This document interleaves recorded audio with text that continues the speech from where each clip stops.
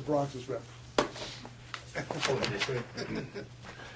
I'd like to call the special meeting of the Board of Selectmen for the capital plan workshop for Wednesday, December 20th, 2017 to order. I want to welcome our friends from the Board of Finance who are here. Thank you very much for joining us. Please feel free to participate as normally happens in these. Any questions, don't hesitate. And you can offer editorial opinions if you feel so inclined. With that, the first department we're going to talk about is Engineering Public Works. Everybody has the documentation in front of you. Jim, is there anything you just want to bring to our attention before we start with some questions? Or? Yes, what I did, I talked to Mary Jane the other day. I took it and made some minor changes, not major ones, but she moved some years around in this document that was sent out, so you can just pass that around. It doesn't change the bottom line. And we'll go on. Mary Jane just suggested we go in the order that she has it in her book, and I'll be glad to explain each item as you go.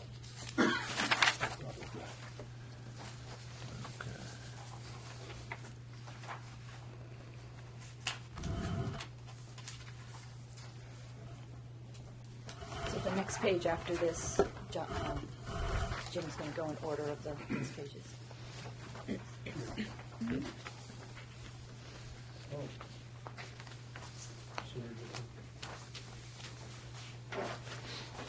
That's just slightly revised. He's moved some things around, that's all. I moved things out because it just bunches together. And there's a couple of projects there that we've carried on for a long time, specifically Nut Plains Road West and Bullard Drive, which are part of our capital plan, long-term development. We'd stuck the numbers out. Just look at this document here. And I just suggest we just keep pushing them out until the demand is there for that. Just so it's based on what you said. It's sort of hypothetical, and it's pushed out a few years anyway. But the Bullard Drive extension it's $2 million, a lot of money. But does that include the bridging that would be? That would include a bridge, but that's a number that's probably 10 years old and it's hard to believe. So I'm not sure how much it's up to date. So we just keep pushing it out rather than every year going back and revisiting and see what would be necessary. But, it's been on the books since they built the Brown School. Not Brown School. My kids all went to Baldwin School. Right. And so it was the idea that someday they would put that road through and actually acquire a piece of land on 77 so the road could be extended through. Whether it ever happens, I don't know. Again, it's a priority. What do you need? And Jim, this might not be a bad time to talk about the meeting we were at with the state. Lots of money, state money. The Department of Transportation is in fact nearly broke. Yes. They cannot go to the bond market because their covenants, they can't meet their cash covenants in order to float bonds under the LOTSIP program and a couple of the other programs. So there was 1.5 billion in that 1.2 billion in that LOTSIP program as of 2 weeks ago. They reduced that to 600. So anything that isn't ready to go to bid, which means that the funding authorization has been granted, is completely in jeopardy at this point. Right. So it makes sense to do that. However, I was at the SCROG meeting yesterday where a lot of complaining was taking place. And poor Steve Dudley and a representative from the Department of Transportation took it on the chin. But as of now, the advice is to continue with your projects if you feel that you've got significant enough commitments from the community to move forward with the projects. Of course, that means investing in engineering money on our own to get these ready to go. Which we've always done. Right. And we have, just to carry on with that, we have advanced the design of Nut Plains Road from North Madison Road down to Goose Lane. That was an approved project. It was on the list for funding. We never did get a letter. But we have done the survey work, and we have a preliminary design, and we're working on whether we do it through LOTSIP or we do it through some of the money that the town has bonded. I think it's an important project. I think there are a lot of safety issues on that section of the road, a lot of drainage problems. I think for the time being we can get to the preliminary design and maybe hold our breath for a while, see if LOTSIP gets refunded. but it's an important project, and I think that's what we should do. We'll see. And it is in this list of projects as we go through.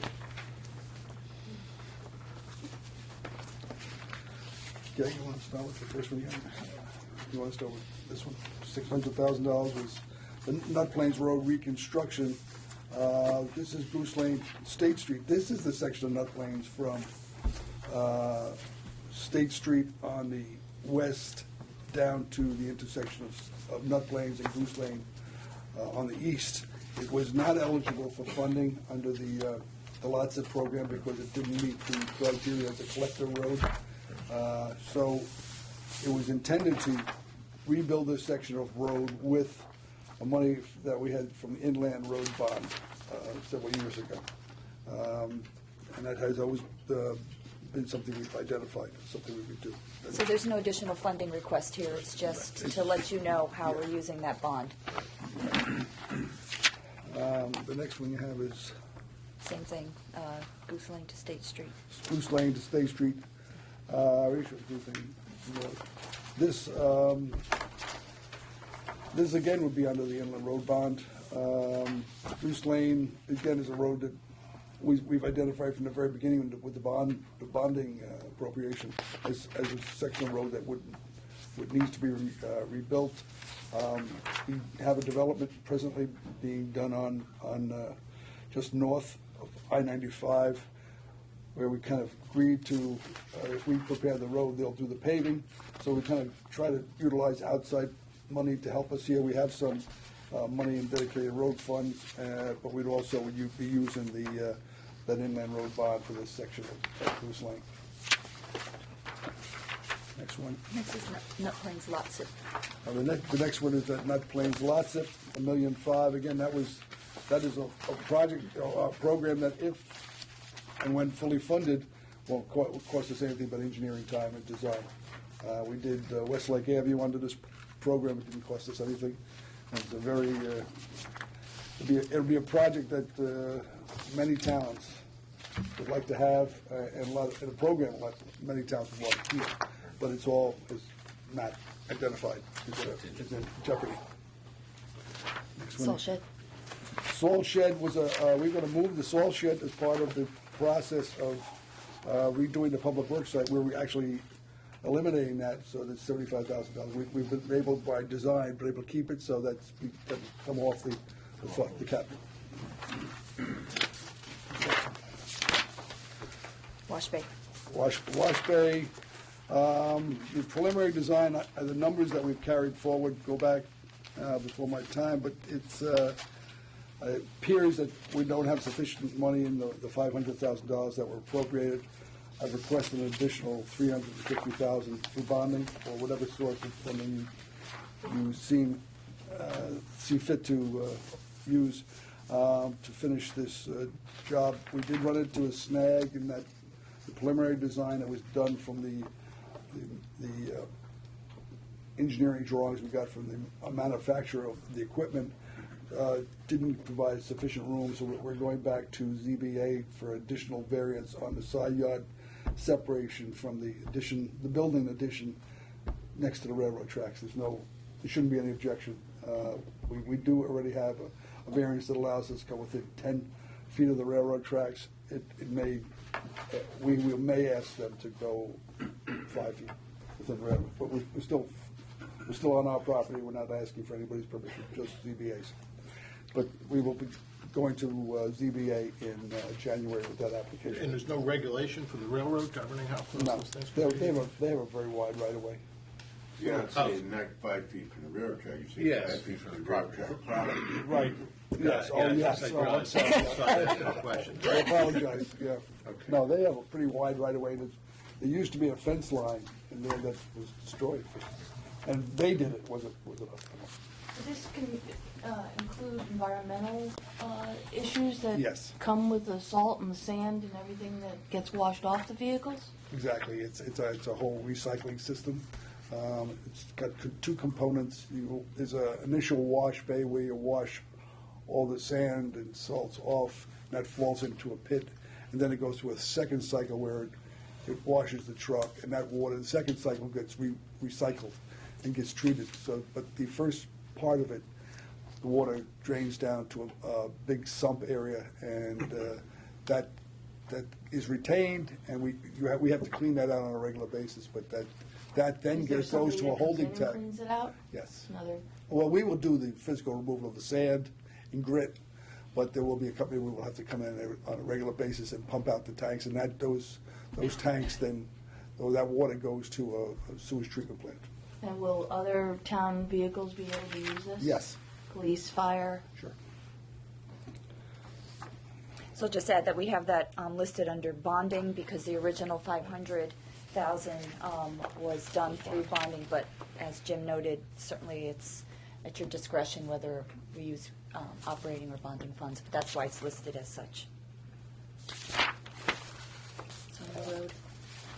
Okay, we got Sawmill Road Bridge, replacement of that bridge. We had approval from the DOT, and this is a federally funded program, and this is intact. We just entered into an agreement for the design of this bridge. The money for the design is coming from LoCIP, which is another state project program. It's not costing the town any money for the design. And we have set up that our 20% contribution to the construction would also come from LoCIP. We save the disbursements for several years, and that'll cover our portion. So at the end of the day, this replacement of this bridge shouldn't cost us anything. And as part of this replacement, we will eliminate long-standing flooding problem we have north of that bridge that affects the Cohn family that live there, and it's a boon. It's something we've been looking to do for a long time. Does it fix the curve, Jim? Yes, it does. Yes. So you'll see 340,000 listed, because would be the town's estimated portion under Under LoCIP. LoCIP, but it will be from LoCIP, it won't be Yes. from town funds. Yep. Security system. Okay, back when the garage was first built down at the Public Works site, I don't even think we had the security system. We did get some cameras that were put up after, I think there were police replaced there, so we recycled them. But they can't be repaired. They're beyond the human. How many cameras are you talking about? About 8. We've had some quotes on doing this system. And the value of the existing security system, it's fine if you're sitting there watching a monitor, but it has no recording capacity. So if somebody's out there and they take off, I guess it's just to watch if anybody wants to steal gas or something like that, if you're standing there. But And what are the vendors that are Oh, proposing this? I mean, it seems to me that that's a business model that's going through enormous changes. Yeah. I mean, I understand you can't always transfer the consumer market to a commercial or an industrial setting, but that seems like a lot of money for an 8-camera security system, even with some sort of recording device. okay, I mean, we haven't really vetted that fully. We just got the quotes. I think it can be a little less than that too. And that's fine. We haven't got. I'm just, okay, so That's several years out. That's not. Right, so that's 2020, so at that time we can Oh, I see, receive some okay. quotes for Right, that. then you would research it. Right. Right. Okay, great. Vehicles. Dump trucks. Okay, 2 6-wheel. these 2 6-wheel trucks were postponed. They were originally in last year's capital purchase. You all know the tight budget was last year, so they were bumped back a year. They're part of their regular vehicle replacement schedule. They're replacing 1985 and a 1996 vehicles. So the 32-year-old one and the 26-year-old one. Do we have quotes on those yet? Or No. Can we get those? Yes, we certainly can. These numbers are pretty clear, though. We've verified with the vendors that this is the right ballpark without actually going to. Yeah, if we could grab the quotes, that would be helpful. Sure.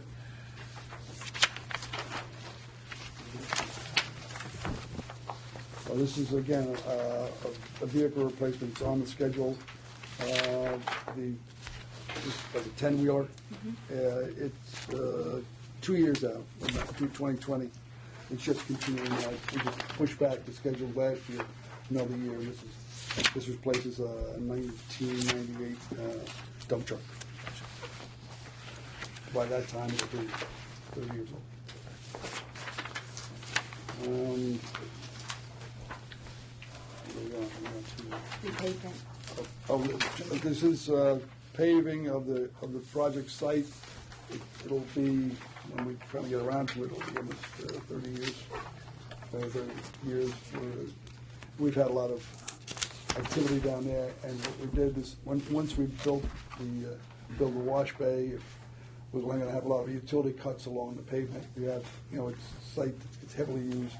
We just want to set aside and identify that when that's all done, we would want to repave the site. Again, it's good maintenance, rather than keep patching it. And then the last thing is a vehicle replacement, 2 Mason dumps, these are small trucks.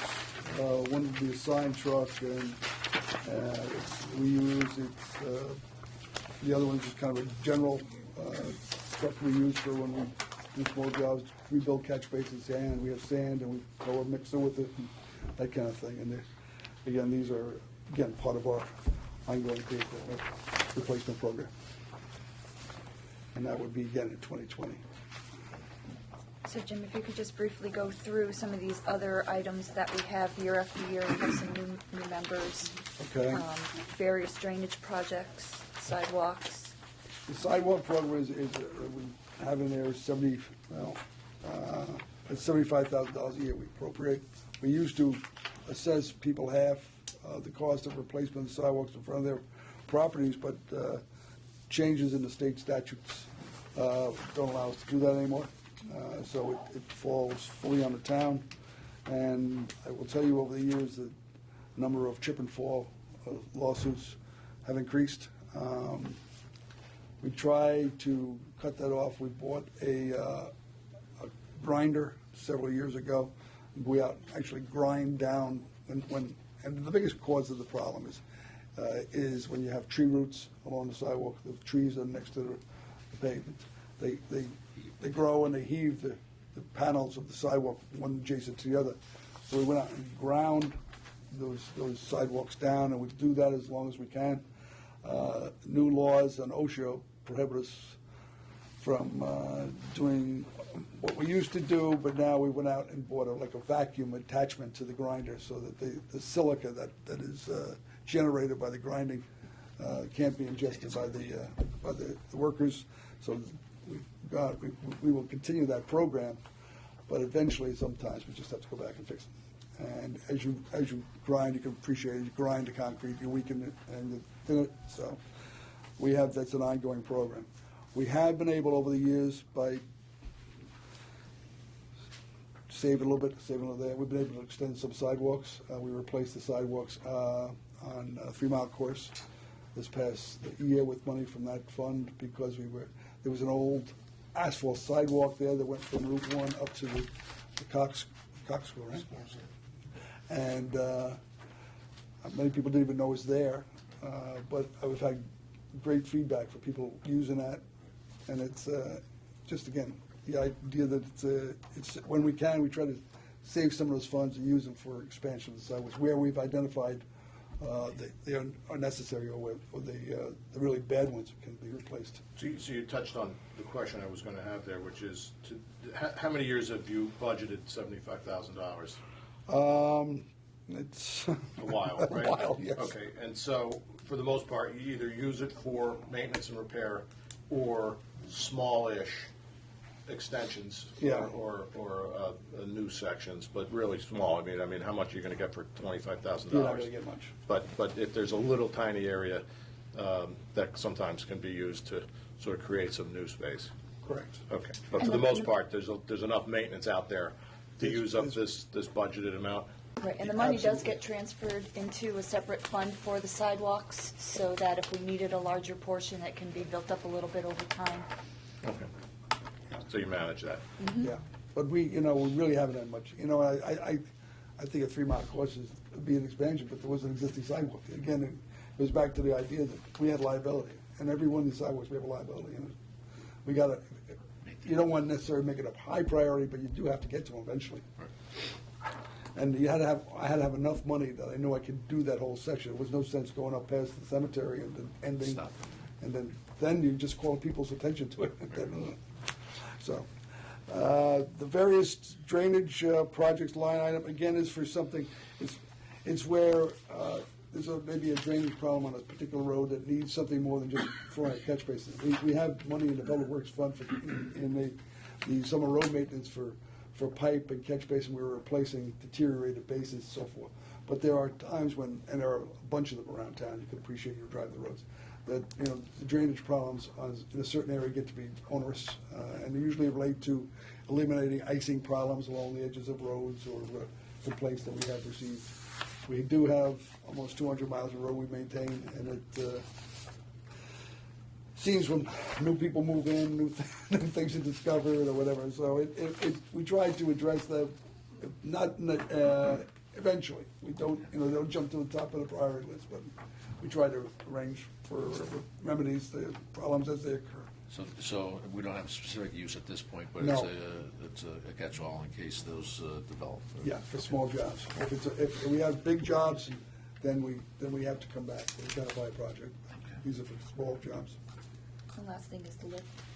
Jim, just going back, the previous budget, the budget we're currently in, had about $100,000 in drainage projects, I road think- drainage. Wasn't that both the sidewalk and, I think that was the sidewalk and It's drainage. the combination of the It's a two, so combination. 25 plus the 75. All right, we can talk offline, but I have the capital budget from the Okay. current year. Right. There's 100,000 for the roads drainage, and then it's another 75 for Oh, those sidewalks. different- okay, I'm sorry. So Okay. if we You know, we can identify those, We'll that have to would be look at helpful. that, yeah. Yeah, I just off the top of my head, I don't remember. To tell you the truth.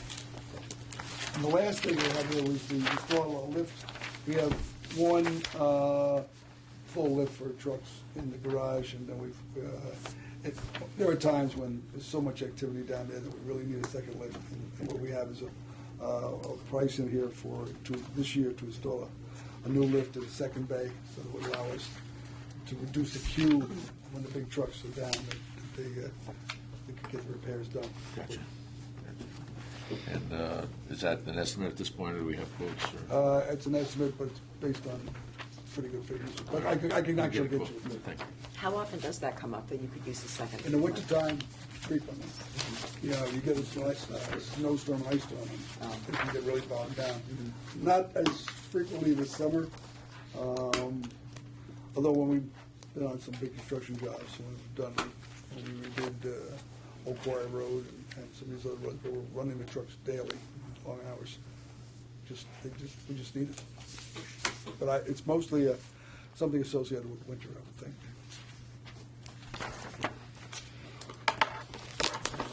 Any other questions? Two questions.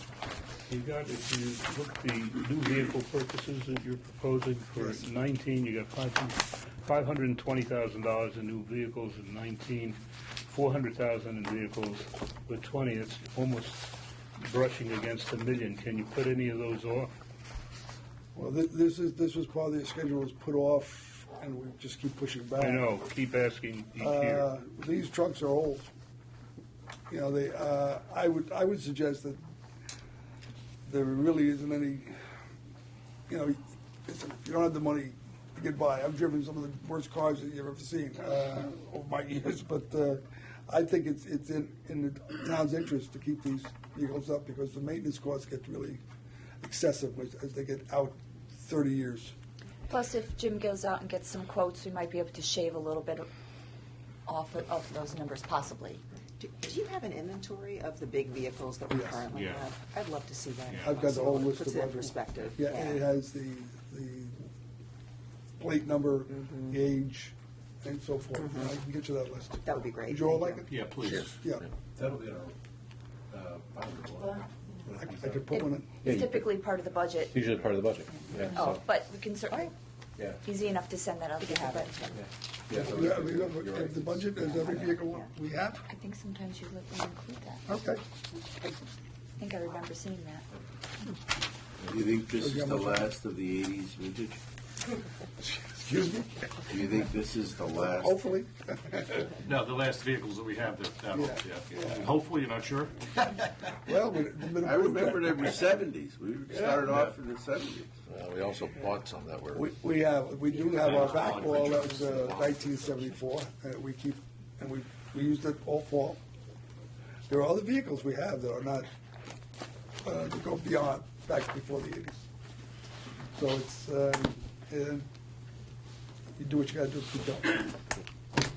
Just quickly, I just want to clarify very quickly for 2019. You got bonds 350, common 660. So it's 2020, we're looking at 900,000 because of the removal of Bullard Drive and Up Plains. Right. And then you have 570,000 for 2021 based on Bear House Hill being shifted a year. Right, and that'd be pushed back, and the idea would be, I'd keep pushing it back until I got enough money from LoCIP freed up from the Sawmill Road Bridge. We went in and we repointed the abutments to Bear House Hill about 3 or 4 years ago. I think they're in good, stable condition. It's a beautiful old bridge, and it's eligible for partial federal funding, but I think if you all know where it is, doing work on that bridge is going to be a real cause of concern in that part of town. and disruption to traffic. Disruption. Right. So I want to do it very. I want to just keep working on it a little bit at a time, so we don't have to disrupt all those people traveling. It provides access to the whole east side of town, and it's the only way to get there, unless you go through Madison. But yes, I'd push that out. Any other questions for Joe? The one thing I didn't talk on it was the sidewalk expansion on Route 1 West. That was put into request at the request of the Planning and Zoning Commission. They see growth out at the west side of town. We see all the development out there, and they would like to see a sidewalk extended out there to kind of bring that community together, rather than have people walking on Route 1. Now, that was a number that was put in. When we discussed it with Planning and Zoning, we said it'll be something that can be done over a period of years. You don't have to go out and try to do it all at one time, and see if we can get some cooperation with developers who are going to develop properties to participate in that in the expansion.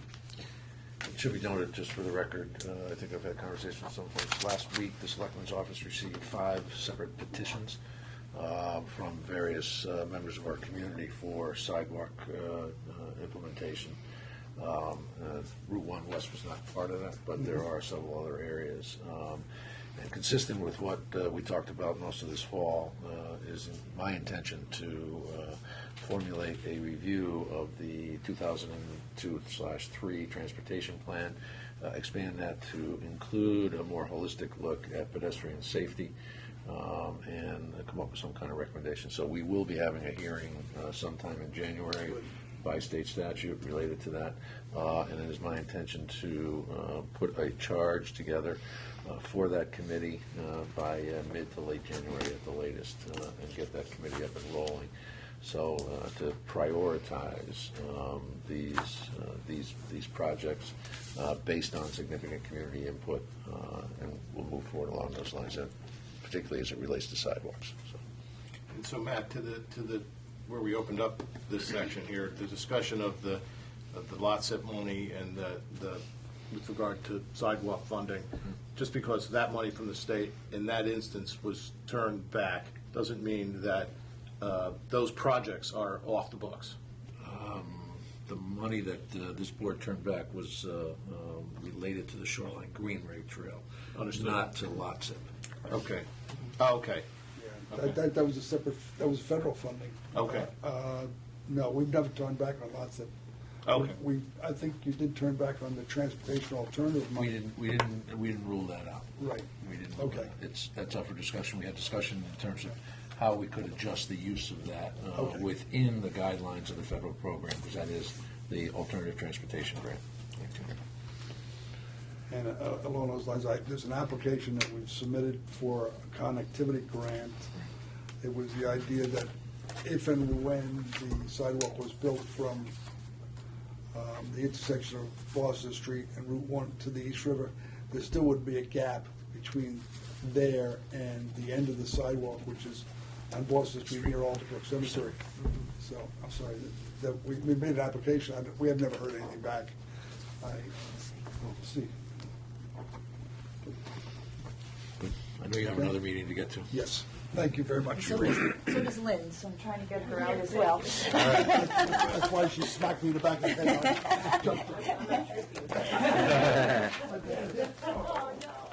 Thank you. Thanks, Jim, Jim. thanks. We're down to only one. Used to be three. That's what you gave last year. All right. All right. So in February, we will have been in Palmer House 11 years since the renovations already, yes. So we want to do a couple of things that will keep the building looking nice. First, the outside painting. The front of the house is looking a little shabby.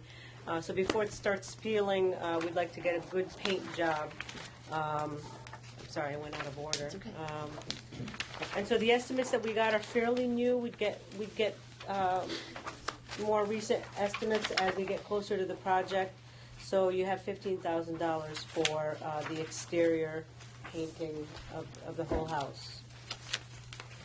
The other thing that gets a lot of wear and tear is the carpeting on the first floor, especially after our summer camp when we have a lot of kids going in and out.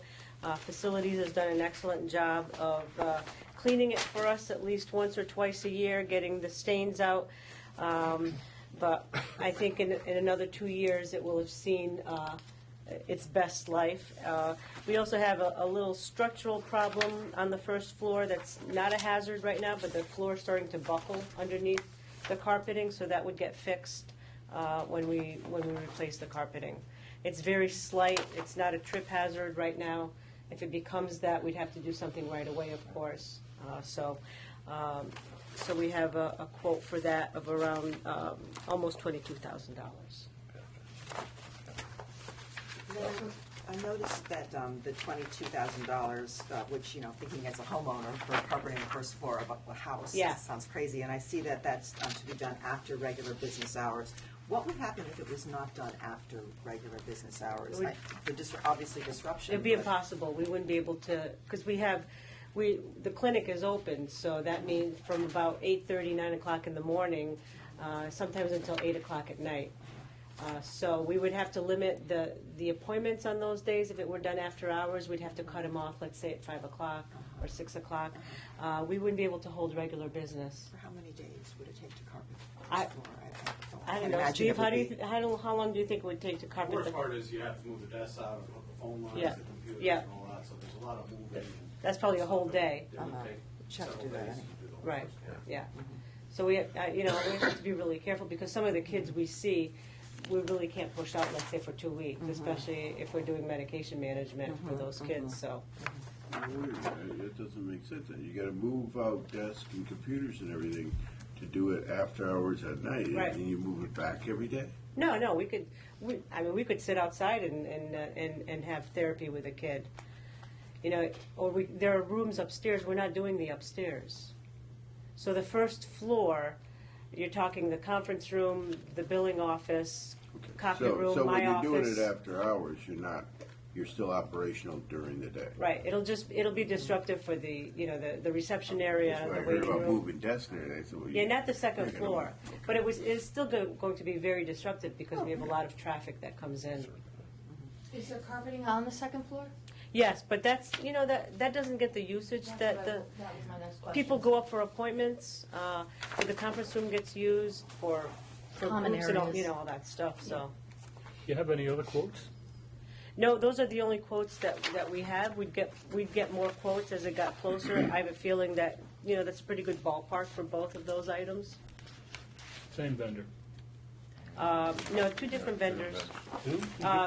The flooring is Joe's Paint and Flooring, Right. and the painting is William McDonald. Oh, yes. Lynn did It does say speak to with us. Steve prior to these meetings to be sure that these quotes were still in the ballpark. Right, So. right.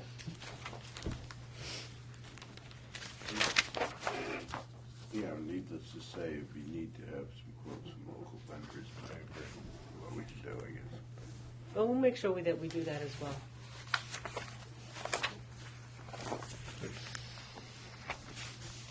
Speaking of local vendors, a couple of years ago, we had the Board of Finance, I think, Ken, you probably remember this. We had some discussion about establishing a program to encourage local vendors. In fact, there are other municipalities in the state that have local vendor preference ordinances, which allows local vendors in a bid situation, all completely above board, in a bid situation, to, if their bid comes within 5, you pick the number 5 or 10% of the lowest bidder, they have the opportunity to match that. And that's something that I intend to revisit with Pam Millman, just to encourage the use of local vendors. It's Well, I like the idea that they not only don't get the job, they just get the opportunity. To match. Right. Well, what I can do later in 2018 is to do that. I'll work with Mary Jane on, because I've never gone out to bid for anything. First time for everything. I know, first time for everything. The building was done before my tenure, so we can do that and get some local bids and get 3 bids for everything. So that as it gets as it gets closer to 2019, we'll have that, so that at the next capital meeting, budget meeting, we can have those. I have a question regarding, these quotes were received, I just looked at the dates very quickly, near the end of 2016, so they're a year old. Right. Is there any reason to believe that maybe they should have been, or should be updated? We can certainly do Yeah, that. that's why Through the I numbers. mentioned that Steve reviewed the quotes again, just for, Okay. Right. you know. We get prices for budgetary purposes. Yeah. When we get closer to the date, we'll get 3 actual quotes. All right. And that'll be the final price. All right. Just worthy of pointing out that in addition to those 2 items, a little bit higher up on the summary sheet, there's also gas conversion. And I know it's in a different section. Yeah, I don't know why I knew, but. That's Steve's bailiwick. Okay, Yeah. all right, so I'm sure we'll get to it. Yeah, he can but- talk about Right, that. that's under, But just to point out that it is $60,000 of investment in the building. Yeah. that's under 10 properties, so Steve will discuss that. Sure, my point, I'm just making the point that it's 3 projects for that building, totaling about $60,000. Anything further? Right? Thank you very much. Thank you. Welcome. Thanks, Mary Jane. Natural resources. Morning, Karen. Morning.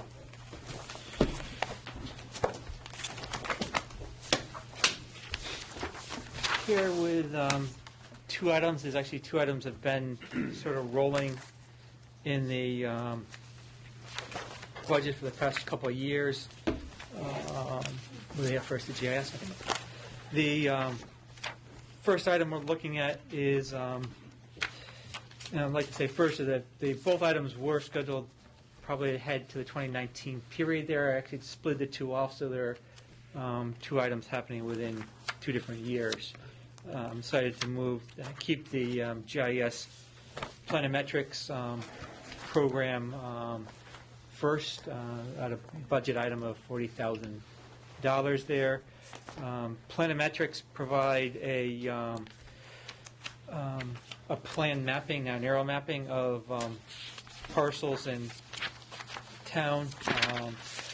Currently, our GIS system has basically scattered buildings and some roads on it. You have this documentation in your binders? If you want to- I'm not sure if you have the. Not all of it, but I make extra copies of the maps if people want to see them, but. they have this. Oh, they do have them. Okay, then it's not color. Okay, It's just not colored. that's fine. The standards, and actually talking with the police department, they just recently did their upgrade of their computer system and CAD system last year, and they're asking for as much data as they can into their system to help direct officers there. Kevin, Yep. what does this do, not to use a brand name, but what does this do beyond what you could get off of Google Maps? Google Maps doesn't really show the the detail of the smaller, Google Maps, you can see an aerial where your house is and trees, and sometimes the fixtures are covered by trees and other, and it's angled. This superimposes superimposes the houses.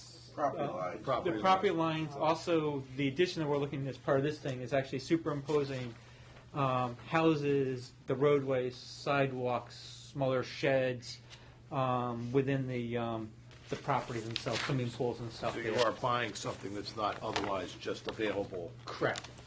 Correct. Yep. For nothing. Correct. Yeah. I did recently look, and they show some of this, but they're restricted to, I think it's like 3,000 square buildings or something like that. Smaller stuff doesn't show up on a Google map, and it's something that I can't use. Google technology is something I can't put in my GIS and then produce maps for departments and stuff there. This would be like looking at the Branford map here with engineering projects. Jim wanted to do a proposed road layout. Having just seeing where the houses and driveways are assist their department in terms of pre-planning for the job. They're not out there surveying and stuff. This gives them a chance to go out there, do preliminary sketches, draw lines and plans, and know what obstructions, how close they're going to be to objects and stuff like that. So it's a planning tool object that we have, and also then gets converted over also to public safety for emergency services, especially with the condos and stuff like that. Looks at where the units are, where the units and the departments and guys responding know where that unit in Burton. So you're just going to Walden 3 condos, the unit, whatever. Where's that fall? So the first, middle, last unit there. So, my understanding of planometrics, they go back a long ways. My understanding is that these tools will be universally usable. Correct. Yep. Throughout engineering, planning, zoning, police, and frankly, the assessor. Assessor, correct. Yep. Yep. Mm-hmm. So these plans will be universally available and used by every department in the town. Correct. And then somebody, like you said, somebody wants to put a swimming pool on their property. Our property lines aren't 100% correct, but at least they can kind of locate on a better plot plan for the departments there, the location of it, and then if it's really close to a property line, yeah, we'll ask them for a full survey. But if we know where they placed it there, and it's a large lot, we don't have to worry, like, okay, you need to give us a full plan because you're going to be closer to the line. We know you're going to know the property, and we don't need a full A2 survey of their property for that thing being added to their property. This continues to be a work in progress. I mean, GIS first started, I mean, the property lines didn't even match. I mean, right, and we're still correcting property lines where they come up there, but it's it's an evolving thing. We're but I just want to make this sure piece that is a little bit behind. Departments can use it so that Yep. Assessors. So when a permit is done, everybody knows Well, what happened. you raised an interesting question, Charlie, which is, so the lines, I understand this software, what we're buying, has the capability of imposing who enters the raw data and who makes adjustments as necessary. I have a consultant which makes the adjustments. These planometrics actually would be a bidded thing by the price there. There's a corporation which I got the prices from, which is Sanborn Corporation. They actually did a work for the SCROG and created a viewer for them. And So is that an expense beyond the $40,000? no, this is expense. They're the vendor which I got the That's where the quote the came from. quote came from, and they have the sort of the data and they did the aerial photography recently Okay. for the SCROG at I think it's 1 to 6 inch resolution there, Okay. which is why now is an opportunity to have it first versus the second piece there. Yeah. Is that the data is still a year old, so it's still basically fresh. So that $40,000 is turnkey. They come in, they do all the work that's necessary, they turn it over to you, and they say, you can start producing these maps. The police and fire can access Correct. it. We get it It's put in there. available immediately. Yeah, part of their price is a little bit. I built into the price is the cost of the consultant and stuff, so it gets placed into the other departments' systems there. Sometimes the Answer They your don't question, match up. frankly, there will always be adjustments. Somebody Yeah. will apply for a shed or a pool or something. Sure, Yeah, things There are going to will evolve. always- Yeah. Yeah. But that's fine tuning. We just wanted, I would think what this is getting us To the next level. a base to fine tune. correct. I mean, they said you go through the maps, you'll see a property line. I mean, you look at the one for the town for the town hall is cut off by the property line to the private lines in the north is going through, and those are the things we slowly shift over time. Last year I had a subdivision where there was a lot or two, some of the line didn't get put in right, so we had them rebuilding a subdivision on the GIS system as part of our yearly updates, and that's something we'll get into in the regular budget period, because we have money in for those minor changes in the regular budget I have for GIS. Is there other ongoing costs like licensing and upgrades and that sort of thing for the software? Those, this is a one-time shot with the planimetrics there. We have, in terms of the viewer and stuff that we put on the town webpage, license fees and update fees, hosting fees, and those are all in the my general budget. Already. Already there. Already Yes, there. already there. Just trying to get our arms around that 40,000 is what you take to get to this next level, and then we're Correct, going you get to the next level, yeah. Okay. Like I said, our I have it handy here,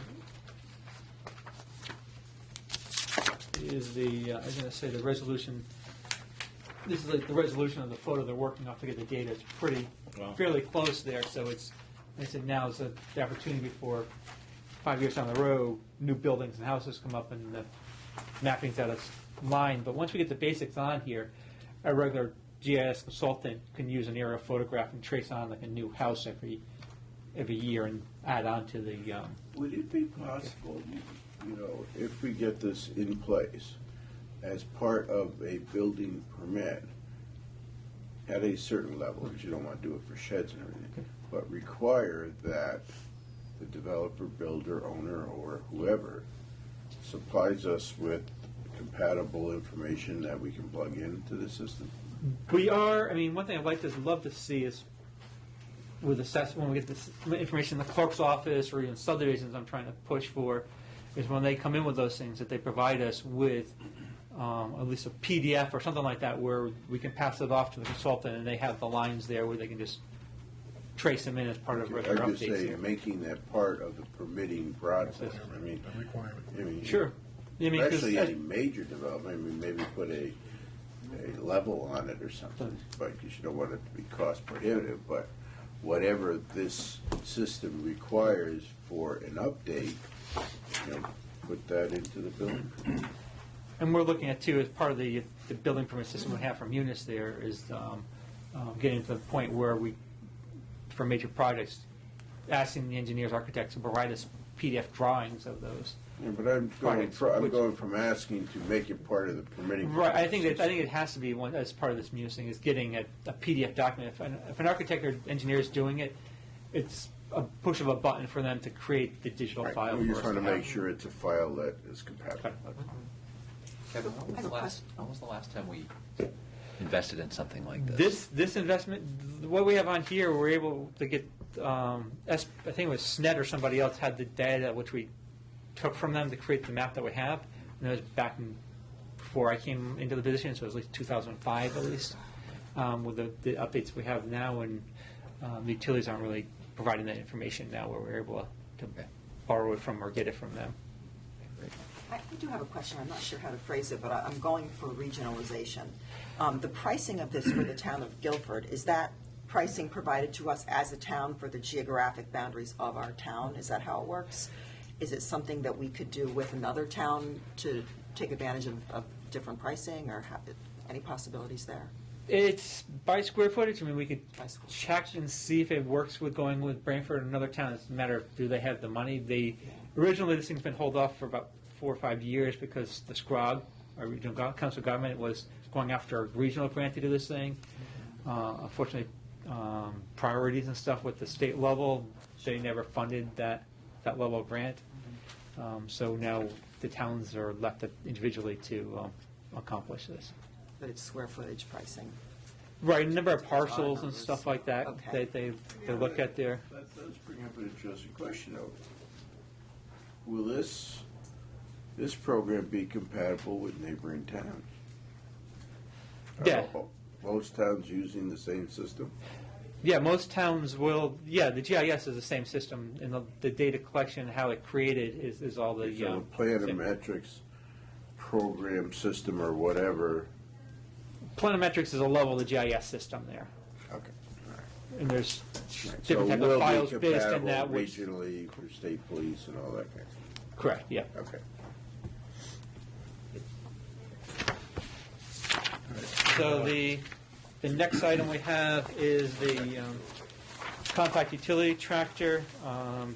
As the part of the Natural Resources Office, we manage a couple thousand acres of land in town. We also take care of the town's commitment to the chestnut orchard that we have at Nut Plains Park there, which requires ongoing regular mowing as our commitment as part of the deal there. Chestnut Society maintains the trees and stuff like that. We're required to maintain the fencing and the orchard area, make sure the grass gets cut. It's currently being done with a really small yard tractor. So we're looking at, this compact tractor helping and speeding up that process there. Also with the bucket and being able to carry the chainsaw and stuff into the woods, help push logs and stuff out of the wider trails. We have some trails which are multi-use where the tractor can get into and move equipment in closer to areas where they can walk in and to do service to the smaller trails, the systems there. We get regular vandalism to some trails by ATVs, and actually last year we had a small pickup truck get into a trail system and really muck up the thing and tread it up. So this type of, again, piece of equipment like this would be able to get into the smaller trails and kind of re-smooth them out, make them safer for the hikers and people using the property. Helps on hillsides, a couple of, like I said, the multi-use trails, and putting in sort of like ditches in the trails where you kind of divert the water so they don't kind of keep eroding the hillside there. So there's, and then creating some paths and stuff around the edge of the big fields there, keeping that cut down with the concerns with ticks and stuff like that. People aren't walking close to the grass. They kind of want a little bit of buffer now in the fields and stuff like that when they hike and stuff. Kevin, where would you store this? That would be And how do we transport it to the site? as part of the price that is built into it is a trailer for the thing to go on. Last year, the department picked up a pickup truck which can tow the trailer and the equipment there. So it's the price does include the trailer and the storage. Looking in the old Public Works building there, where we have our small storage closet. And how's this work getting done now? Some of it's not getting done. And some of it's by hand. Like I said, hand raking out stuff and pushing in holes or finding ways to fill in the spots there. Like I said, the chestnut orchard there, we have a small garden tractor, 30-inch, 42-inch, 30-inch or so mower deck, and it takes a day or two to accomplish that. This will actually aid with us with putting a brush hog piece on it versus a mower deck. Brush hog deck allows. Sometimes they actually go too far. Some of the equipment we have, and there's brush there, and they start going, and it beats on the regular grass deck. So being able to get a brush hog blade into things that protects the equipment a little bit better, and this will be able to utilize that type of equipment. Doesn't have a brush. They have a couple of small push ones there, but they don't have a tractor-based brush hog. Yeah, I mean, a brush hog, you normally wouldn't use it, once a month would be a big deal. 2 or 3 times a summer would be more than enough for a brush hog. I'm just surprised that we can't share that with the other departments. I mean, this piece of equipment here could be, like I said, shared with Yeah. the other Park and Rec departments doesn't have there. one, I'm surprised Like I said, Park they and don't Rec have doesn't. they have, like I said, a small push one, but there's nothing of a large brush hog that's used. We maintain one of our fields up in Brentmore Preserve there, has we have to brush hog that on a yearly basis, and right now we have an adjacent farmer which we contract out to do the cutting for us on that one there. All right, any other questions? We've been dealing with complaints from users of the trails. They're appreciative of anything we do for it, but getting in there with the equipment, so carrying a chainsaw a good mile or so into the woods makes the efficiency a lot better. You're kind of worn out as you're going long distances carrying in chainsaws and ropes and those type of equipment. So this piece of equipment is more in the nature of like a farm tractor. It's not an ATV type. Right, it is like a farm tractor. It is Okay. sort of the we're looking at the smaller model. It's not like a big one. It's a couple of steps up from a garden tractor, but it's not a full farm tractor either. I got it. It's not a, again, make the residential, it's not a residential yard tractor. Tractor. It's much more substantial than that, but it's not, you're not going out and taking on an Iowa cornfield. Right, correct. Yep. And it has, this one's made for quick connects, so you're not relying on the price. So this one is quick connects to the pieces there, so you're not relying on Public Works to add change the bucket out to put another component on. That's right. Anything else? Kevin, thank you very much. As I mentioned, I've got a notebook obligation, I have the room. All right. Nice. Thank you, Kevin. Yep, you're welcome. Golf course, Ted?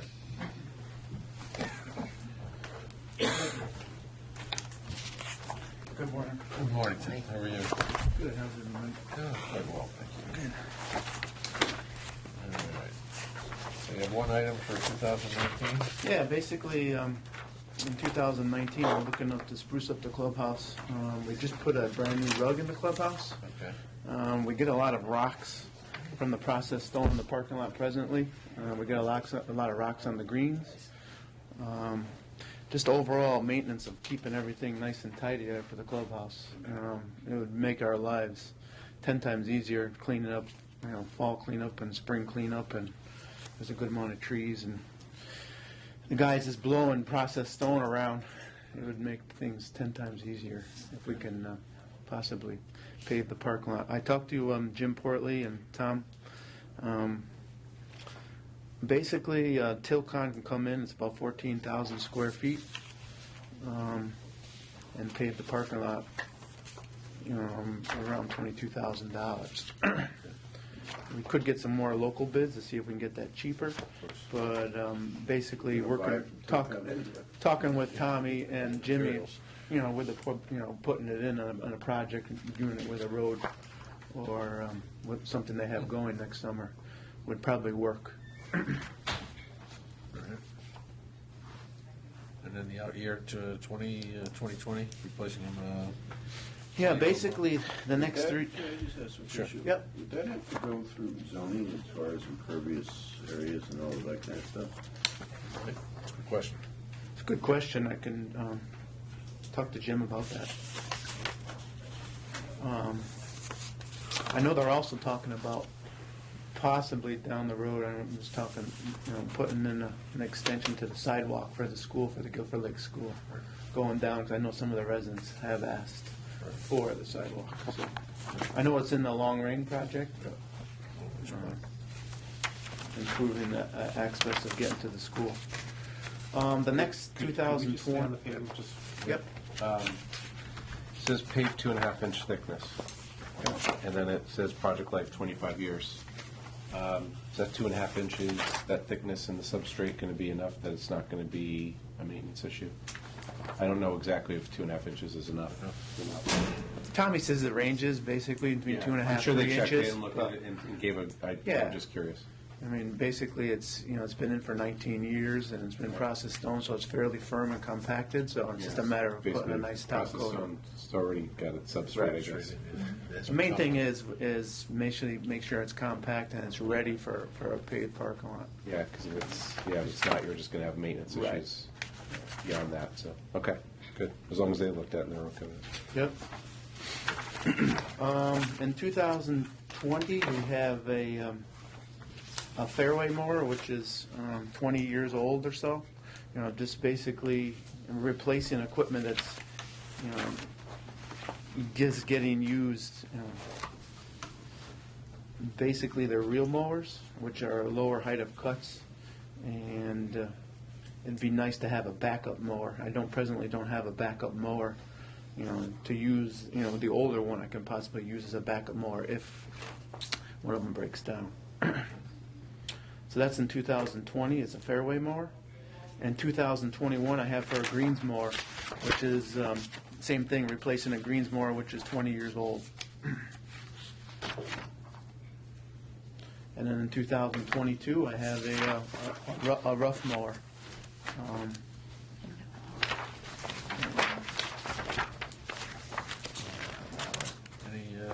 questions for Tim? Well, it's basically just updating equipment down the road, Yeah. keeping things in good shape. Thank you, Tim. You're welcome.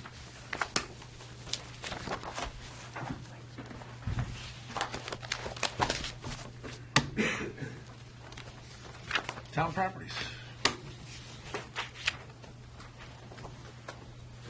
Morning, Steve. Good morning, everybody.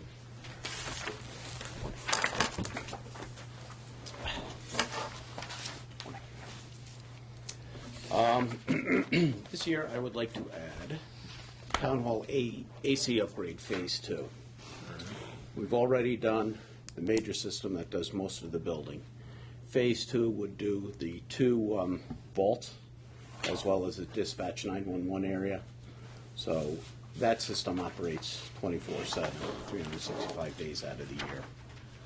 That would get them onto my current train system, so I could, track it from off-site, and it would, I know their air handler's probably 30 years old, so it is getting to be time. I'd like to do it before we have to do it in a panic situation. And Phase 2 was always presupposed when we entered into the Phase 1 project?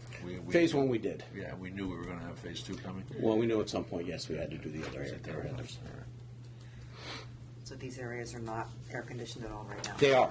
They are. And the equipment is working, but seeing it's dispatch 911, the radio equipment and all that stuff, Okay. we want to make sure we do it prior to it failing. Got it.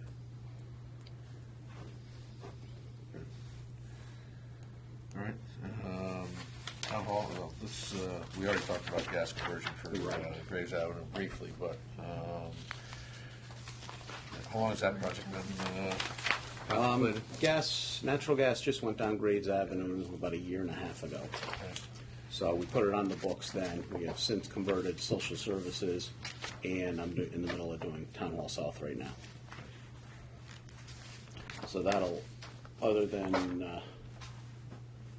be my last Your last property on the oil other than food bank. Is that on the energy performance list? It's Johnson on, Controls? Is it well, on? that's the thing is there's a lot of things on Johnson Controls. So I didn't know if that specifically was part of what we just approved. I don't have that with me. they were talking about it, but I didn't know if it was or not, so I put it in All to right. get rid of the Okay. last oil. Let's go back and look at the Right, scope. so- We'll look at the scope. If that's in there, then this can obviously go away. Right, or we can discuss possibly funding it ourselves as opposed to paying Through, this. the EPC and how Right, they bond it. so that possibly could be on the list, I don't. All that would change the scope change, so there would be a Not- scope well, change and then Not possibly. necessarily, not necessarily. And then the parking lot? Yes, the paving of the town hall parking lot. All right, when was the last time that was done, do you know? Before me, so it's been at least 10 years. I think it was done when it was reconfigured, when that old bar, that old Oh, the old garage was ambulance taken garage. down. And it was came out. around the time when the town bought the property for youth and family services. Services, right. So that's consistent. And she said she's been there 11 Years. years, so, yeah. That was, yeah, that was just finished before I started. So that's about right. Any other questions? Hearing none. Thank you, Steve. Thank you. All right, we're scheduled to go into phase 2. Does anyone need a bio or a health break at this point? No? Is the chief out in the hallway? The chief and the commissioner? Oh, yeah.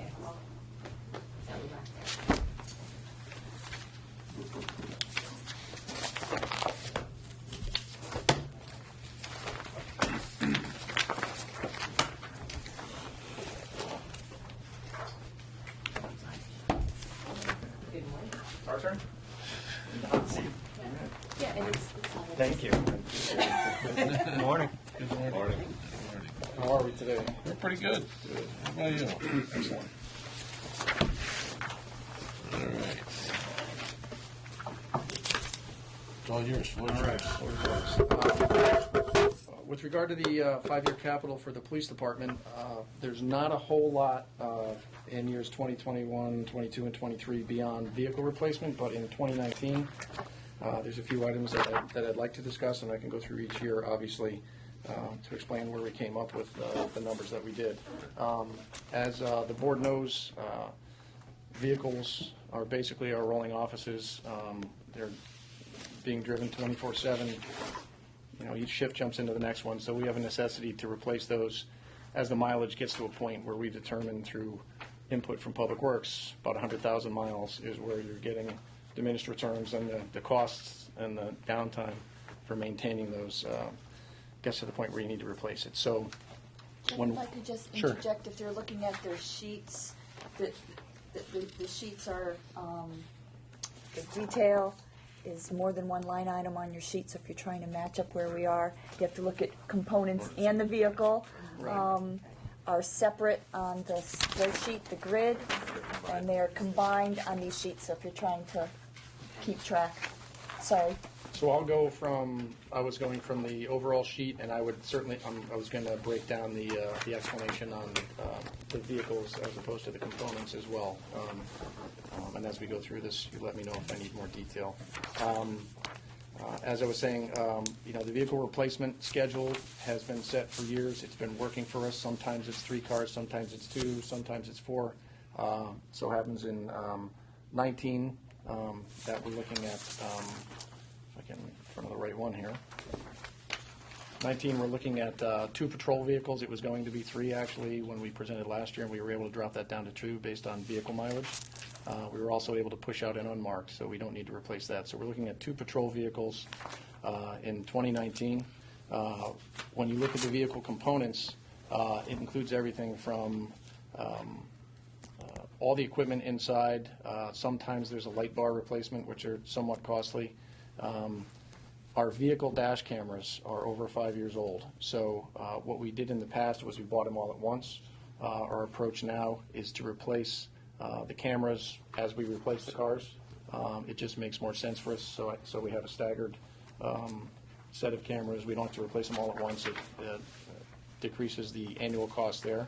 Are there advances every year that make the cameras perform better or have There additional are some features, or- updates, mostly software related, but the camera pictures are so advanced now with where we're at. There's not a whole lot with regard to photo quality, but what you do see is some software upgrades that help us download it quicker, pull up, and make recordings of videos for court a little easier. So it's more the back end stuff, more so than it is the cameras themselves. But rather than do that en masse every 5 years, you're continually upgrading Correct. the system year to year. Correct. And as we go through this, I'll explain, there's another item in our 19 capital that addresses some of that. So within the equipment, you have the vehicle dash cameras. You have radar units that, again, some of them are 15 years old. We've been on a pattern of replacing those. This is actually the last year, 2019, that we'll need radar units for several years. So moving into 20, 21, 22, and 3, we're not looking for radar units because they'll all be new enough that we can manage those over several years to keep those running well. So your cost for the vehicles, I go through here, $62,000 in 19. The components are $34,409. And that's really it for the vehicles in 2019, 2 cars and all the equipment that goes with them for the patrol cars. As we move down, depending on where you are in the order, taser replacements. We talked about this the other day at the Board of Selectmen meeting. They agreed to a 5-year replacement plan, payment plan for replacing the tasers. This $12,276 will be in the capital request for 4 years. After that 4 years, we will have paid off an entire stock of new tasers. So that's kind of an agreed upon thing that's already in there. The video server for $17,500. That video server addresses some of the needs we have with those vehicle cameras. The video server that we have in place now is over 5 years. It's coming to end of life, and as you know, with IT equipment, you make it last as long as you can, and then it's time to upgrade. The reason we're looking for the server at this point is we currently have a 12 terabyte server, and it records and maintains only the vehicle car camera data. In 2019, we're expecting to purchase and put into service body-worn cameras. The delay on that has been a lot of changes, continuous changes up at the state for a statewide body-worn camera policy. We felt it would not have made sense to implement that before a policy was in place in the event that it affected whatever hardware purchases we made. We're close. Supposedly within the next couple months, the state's going to finalize that policy, and we already have funding in place for that. For those who don't recall, there was a private donation that was funding the majority of the purchase of those cameras, and it's been in our special accounts waiting to be spent, and we've supplemented that with some carryover money to make up for a few extra dollars that we needed. So the server will store both. Our anticipation is that it'll store both the vehicle camera data as well as the body-worn camera data. So now's the time to buy it. It's going to be a 35 terabyte server. There are state requirements for records retention, and we have to abide by those. And this video data takes up a lot of space. And so we need. Question: how quickly do you see you using up the data now, using just the cameras in the cars? Is it pretty? Do you get concerned that you're running out of data? We're getting close on the data right now. Now, we get to purge it every few years, but they're looking at a 4-year retention at this point in the state policy for the body-worn cameras to get us the 3 years for a potential for a federal suit as well as an extra year just in case to maintain that. So. And so how does that work? Does the officer, I know the policy hasn't been finalized yet, but is the concept that the officer turns the camera on when he or she walks out of the headquarters? That's part of what's happening in the policy. Will it be recording 24/7? Which people are going to be required to wear it all the time? And there's some language within the current legislation that's being wrangled over at Post for establishing that policy. As it's written now, they're expecting every sworn officer to wear a camera 24/7. So that would mean if I'm in a meeting, the camera's running. Yes, correct. And it's not appropriate in some cases. I could be having a personnel meeting. I could be having a union meeting. You shouldn't be wearing it. They talk about when you should be wearing it. 7 on duty. On duty, correct. That's what I meant. Right. Yeah. Not at home. not at home making dinner. Stuff in the shower.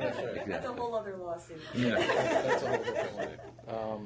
And there's issues going into medical facilities, things like that are getting ironed out because people are requesting that data right now, and some places are recording it. So we're ironing that out. Okay. Bottom line, the server that we're requesting is a necessity for that, and we're hoping that you would agree that we'd be able to fund the replacement of that. Either way, we need to replace the server that we have in place for the car cameras to update that. Jeff, question Sure. related to that, and this may be an evolving standard with the records retention. Does that data have to be stored on site on our servers, or can we use cloud-based services? And I understand that the legislature 2 years ago approved a demonstration project for mass storage of cameras. They used one of the quasi-public agencies out of Hartford. Right. There's no requirement that it be stored on site. Cloud storage is one of the options that you have. I'm familiar with the program that you've talked about. We've researched it. It's not as it doesn't fit our needs as much as we would like it to, but it's certainly something we're still considering as we move through. And if we can use that, we're going to. This is a solution that we've come up with at this point. Agreed. But there is definitely that option out there, and it doesn't restrict us to server-based. Cloud storage is an option. Okay. Because at some point, you talk about retention. Mm-hmm. And there are various levels of data storage, right? Mm-hmm. So the most current stuff you're probably going to need to get access to. So you want to limit what you keep Correct. Here, and then But the older archived storage Yeah. gets moved somewhere else. Right. And the other question is, Is this the only copy, or are we backing this up somewhere else? Oh, no, it's backed up. Okay. Yeah, we have backup protocols. Locally? in place. Yeah, and it's not on site, it's on a separate site. So we back up at the fire department, actually, there's a machine there, and then. And they back up on yeah. your side? Okay. Okay, video server. License plate reader, last year, we presented a request to purchase two license plate readers, LPRs as they're known. We were approved last year. We actually have in the capital budget for a purchase this year. We're currently in negotiation, and I'm hoping by January, we're in a pilot program with the state police, where they've agreed to have about 2 or 3 local police departments purchase license plate readers off their state contract. They will manage the server. They own the server. They'll keep the data, so we don't have to buy a server for the LPR. The advantage to that is we can pull not only our data from the license plate reader, which I'll explain what it does in a second, but we can pull data from the state police in several other towns. So a license plate reader is a unit that's installed on a patrol vehicle. It could be installed stationary on a post as well. But the concept is it literally records every single license plate that passes by. What we can do with that is anytime there's a wanted person, anytime there's a stolen car, anytime there's anything associated with the registered owner of that vehicle, it gives an alert to that to the machine that the car is in. So an officer could be sitting there, and a car will go by and say, the registered owner of this car is wanted for X, Y, or Z, and that would give us reasonable suspicion to make a stop on the car and move forward with that. Where it kind of makes sense, you guys have seen the headlines lately with all the cars getting broken into at night. Every car that's being driven into town that is doing those car break-ins is a stolen car. So in the event that car is reported stolen, our guys could be, especially on the midnights, there's not a whole lot of traffic in town. Our guys are deployed out there. If a car drives by, it'll alert as a stolen car, and it'll at least give us another advantage and another opportunity to stop that sort of thing. All the time we're having shopliftings, potential for shopliftings in the plazas. It kind of ebbs and flows. You drive through the plazas and you pick up all the stolen cars and all the wanted persons, and you know where they are before they end up going to your Walmarts and your Big Ys and your local stores to commit those thefts. It's a proactive piece of equipment for us to have the ability to do a little better job of policing. Another advantage to them is you can go back and collect data. So, for example, if license plate 123XYZ committed a crime in Guilford, you can go back, look at the LPR data, plug in the plate, and it'll tell you where it came from, when it came in, what time it was there. So you can do some back investigative data mining with those. We're looking for 2 total. So we have one in the budget for this year, and I'm looking for one for. So it wouldn't be every car. No, we wouldn't want to do that. Yeah, they're about 19,500 apiece. So. I remember when this was in the budget last time, Yeah. and how have other communities and/or have you thought through how to handle the PR side of this with the Big Brother mentality? Well, the reality is I think the benefits outweigh the drawbacks. We're using it for investigations and crimes. We're not seeing if Charles is going somewhere he shouldn't be going on a Tuesday night. At any given point. Yeah, so at any given point, although that could be its own server. Well, I just, it was part of the discussion. And, Sure. It's something very real. Yep. But I personally agree with you that, especially now with missing persons and just, it could be like you said, the little just use your crime waves imagination. coming off the highway and things like that. Does it have the capacity to help us in terms of identifying unregistered motor vehicles?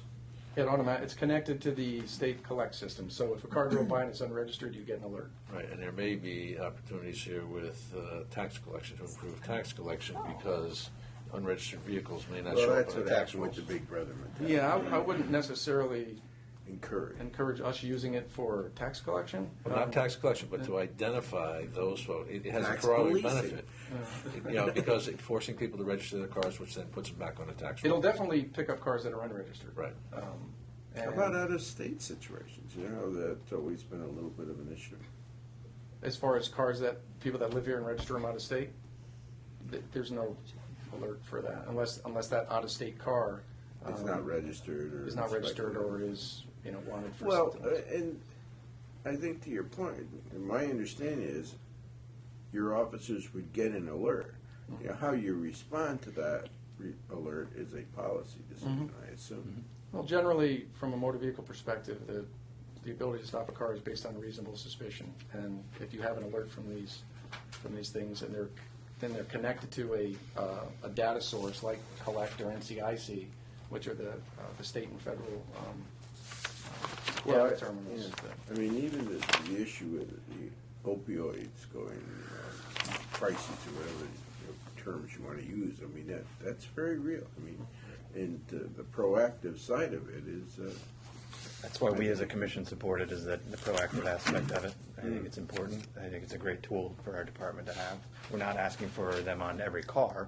I think it's selectively deployed the best operational needs that the chief sets forth. So I think it's for us, it was an easy decision because of all the positives that we've talked remember about. some of the controversy or comments, you got to deal with it. It's where we're at today. If you drive into New York City, and there's something that happens with you, they can go back and pull up data, and there's cameras every corner. The red light They can cams tell and you how you traveled into the city. Well, I was going to say, these How far LPRs back? are deployed statically in some communities that just are, log everything going in and going out. So this is going to be... The red light cams and the stop cam, I mean, those are fundraiser cams. Yeah, those aren't which we don't have in in place in the Connecticut. state here right Yeah. now. So, but these are a great investigative and proactive police tool. And they've been around long enough. They've been around a lot of years. Fourth Amendment questions Correct. have all been addressed. Correct. Okay, great. So, And to Charles' question relative to the big brothers watching, would we be developing a set of standard policies? So let's say course, we yeah. go through a parking lot at Big Y, and bingo, it picks up 3 unregistered cars. Would the policy be, we immediately address it at that point with that Ideally. that individually? Sure. That individual? yeah, absolutely. Because I would assume consistency probably would Yeah, be. we're not going, when you say, the policy is there's rules and laws and statutes that identify when we can act on certain information. And when we talk about unregistered cars, the parking lots there, a parking lot of 10 That's spaces or more, no, a parking lot of 10 spaces or more, yes, you can work from there.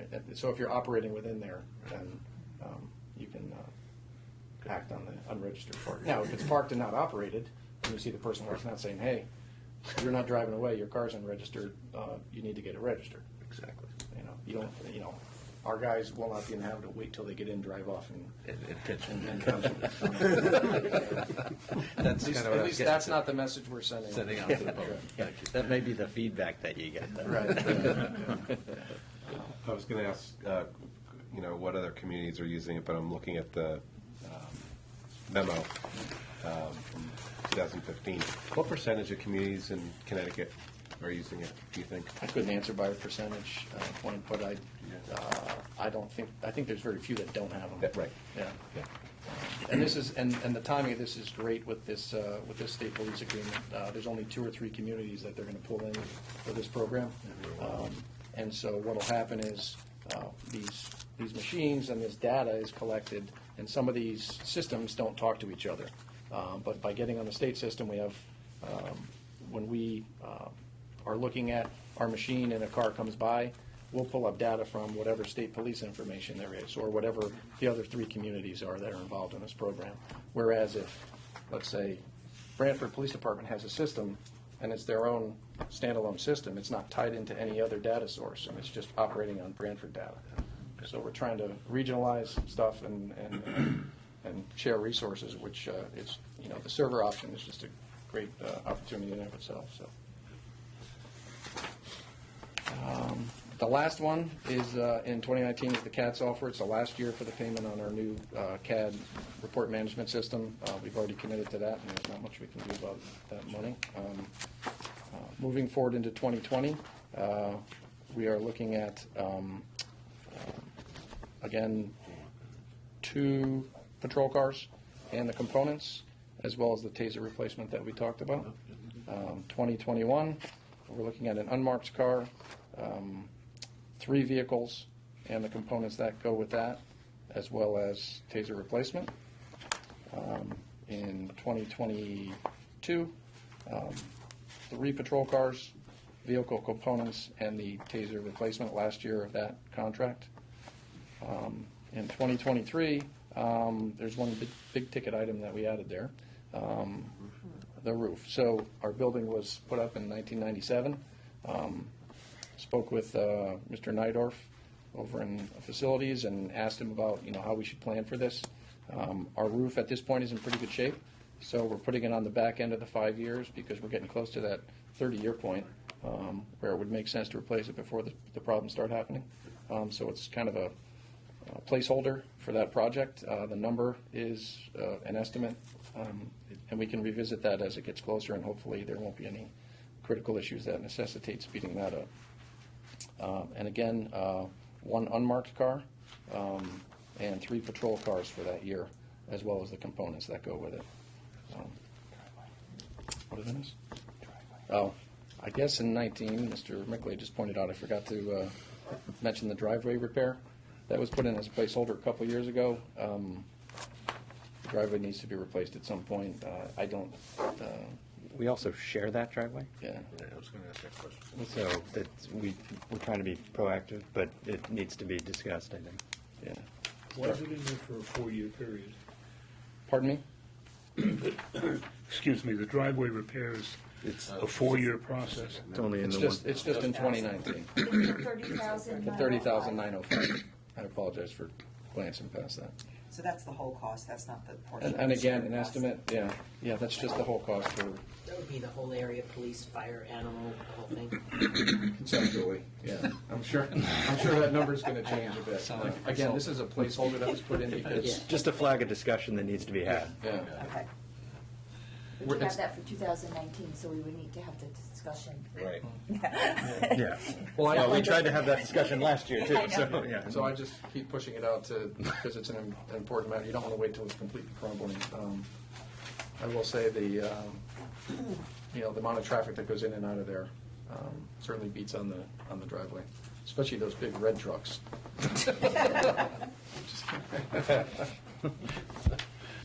So we can slide that over to fire. I'll make sure Charlie gets a Yeah. copy of the tape. First we'll hear about it anyway. I'll hear about it by about. Your phone's already ringing. Before you get downstairs. No, it's again 20 years old, and it gets a lot of traffic. It's getting beat up. If we don't do it this year, we don't do it this year. It's not. This isn't a critical issue. This is a placeholder and a notice that this is going to have to happen. Now, the CAD software, you're paid up this year. This will be this year. Will be paid My up. question is that going to be outmoded at any point? No, the good thing about that system and why we went with it is it's in about 80% of all police departments in the state, as well as the state police corrections. Every time there's an update or a change in legislative requirements for data collection or records management, it's immediately implemented. I see. We have in our operating budget a maintenance contract that takes care of our annual costs, and that's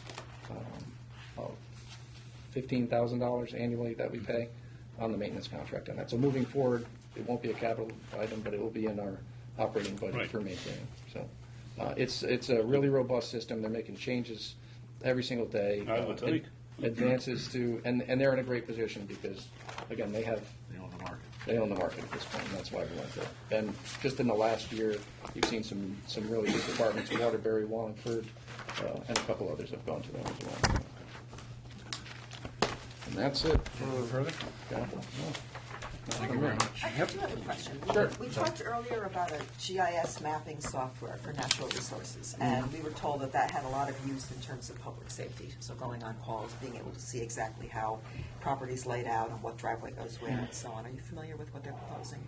I'm not familiar with what their proposal is today, but I know that the GIS software, we worked closely with, in fact, the CAD RMS vendor to integrate our GIS data into our dispatch system. So our officers, number one, we have all the map overlays, we have all the driveways and all the property information tied into our dispatch system. So when an officer's going somewhere, they have the mapping available. So you already have that.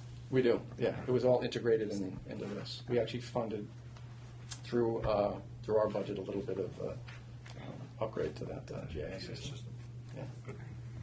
Wait a minute now. You've got it. You funded it.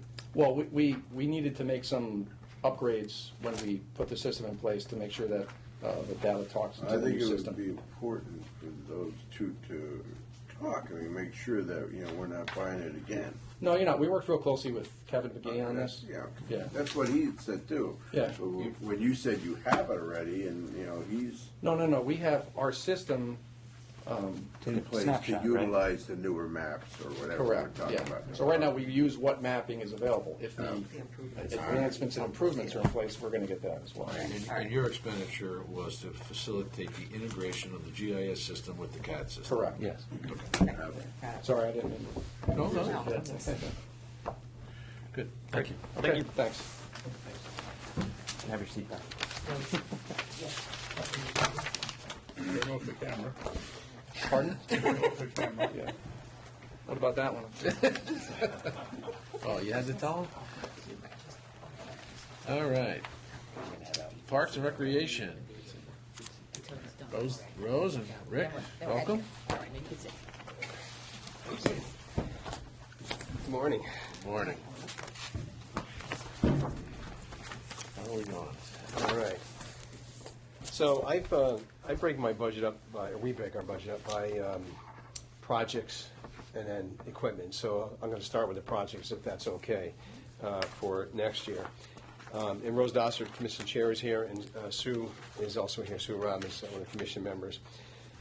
So in next year's 18-19, the first item we had in there was the community center roof replacement. We have money in the budget now that's bonded to do that. We went out to bid in the summer. The bids ranged from around, I think it was around $155,000 to $400,000. We went to the standing building committee, and they suggested we rebid it. They rejected it basically because the low bidder was really a painting company, and they did some roofing, and they just didn't feel comfortable with the references that they were qualified to do the work, and the other ones were well above what we had budgeted. So the recommendation they gave us was to put an additional $125,000, which would make it $290 total, above me on the $165, which also includes the architectural services. That's in there too. And so the direction that was given to the architect firm was to revise the specs a little bit and come back to the building committee for their approval, which we hope to do January, February. Go out to bid probably around February or March and have the work done in the summer. The other problem we think was that it was bid in July, and what we're hearing is that most of these guys set their projects up like in winter, early spring for the summer. And so we only had 4 bidders, probably because of that. It was the timing, I think. But anyway, the recommendation was that we need to put more money in there, so that's why we're asking the additional $125,000 in this coming next budget.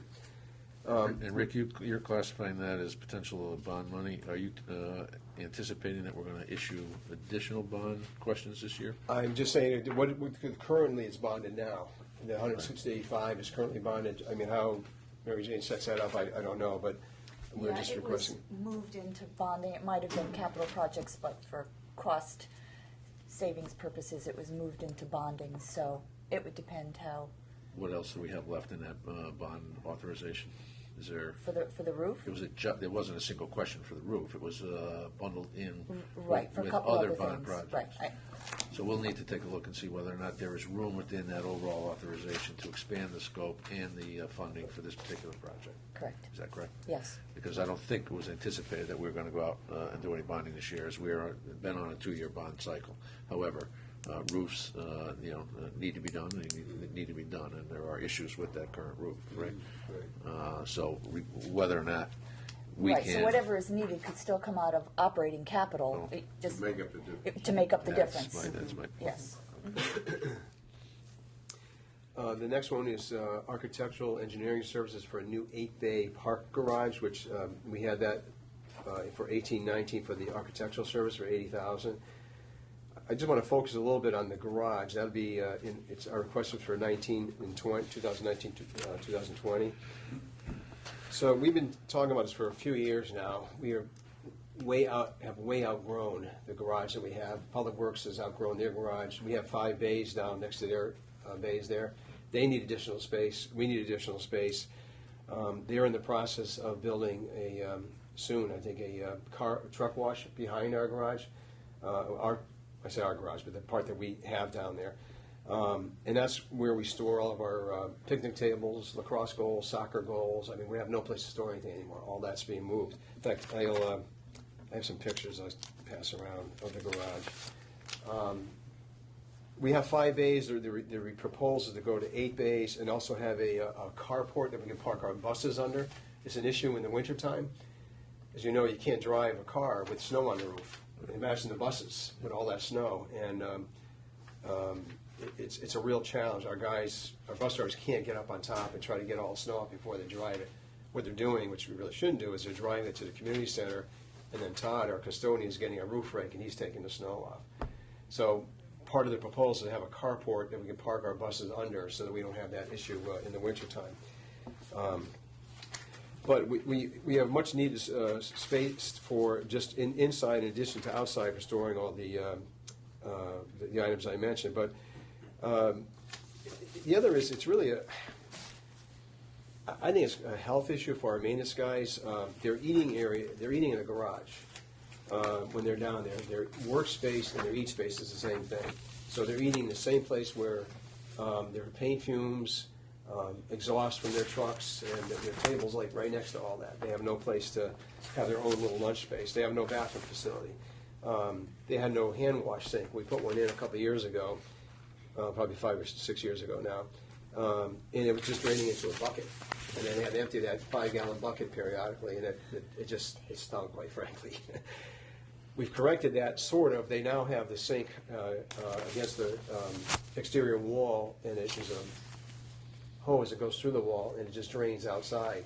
And that's really a no-no. It's not. You've got to go into something. It's just draining outside.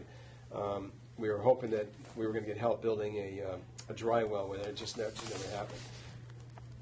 But that's kind of a moot point because the truck wash station is going to end up going behind where it drains out now anyway. But there's a need for it, for the space, for the safety for the guys. There's no ventilation properly in there. Tony, our park foreman's office, is a little 8x10 space, I think. No ventilation in there. There's no place for the guys to change when they come back from snow removal, wet clothes. Now keep in mind, our guys are not in trucks. Most of the guys are out in the snow with snow blowers and ATVs and so on. And if it's a wet snow, they get soaking wet. And so when they come in, they got no place. There's no place to change. There's no room. It's like one big garage. So it's not a great situation. But beyond the health and safety issue for the guys, which I think is important, is we just are way out of space for storing stuff. We have, I think I counted something like 23, 25 pieces of equipment and vehicles. Now, granted, we're never going to be able to store all those inside, and some are okay being outside. But it'd be nice to have our top dresser and things like that in a garage, not left out in the snow and everything. The other one is the showmobile, which that we do store in the old Public Works garage. That has to be indoors because what happens is the gaskets, there was 1 or 2 winters we didn't get it in, gaskets freeze thaw, and they start cracking, and every time it rained, it was leaking, get inside the showmobile, and I go to open it up, and the power's not working because it's shutting down because it's wet inside. That we do store in the old Public Works garage. So it's kind of a big ticket item in 2019-20. It's $1 million, but in next year's budget, we wanted to put in for the architectural services to design it, Figure, we think it can go down in that current property down there by Public Works. We just need someone to say, where's it gonna go, where's it gonna fit, and do some test bits in the ground and whatever, and just, we need, that's preliminary work that's gotta be done, obviously, before we build something. So that's in there for next year. Rick, can I just go back to something? Sure. You talk about health and safety for your staff. Is there any reason why your staff can't use the break room, the lunchroom, and the facilities at the Public Works Department?